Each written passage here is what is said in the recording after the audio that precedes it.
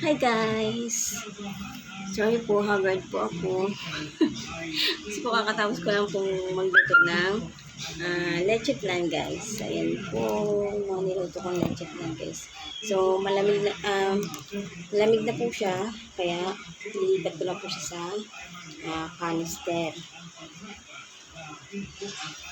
Actually guys, binibenta ko po siya ng 80 pesos lang po.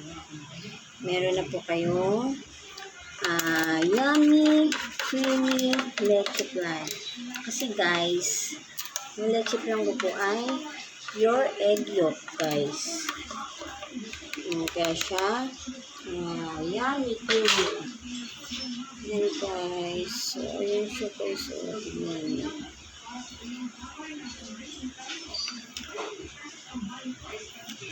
Lahat na po ng sideline guys. Patusin na natin. Kasi po, lapit na po ang December guys. So, ipon-ipon po. Kailangan mo tayong mag-ipon para po sa December. Diba guys? Kailangan po natin ng income.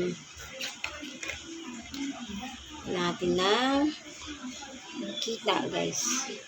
So, kahit ano na po, binibenta po, wag lang po yung yung masama Lahat po ng sideline po. Like po, bags, shoes, ganun. At ito na guys, ang aking leche flan. Sa isang tray po, yung nagawa ko po ay 13 tubs. Yan guys, so i-deliver ko na po yan siya bukas. Yan po, thank you po ulit sa umorder. Thank you so much guys. Bye!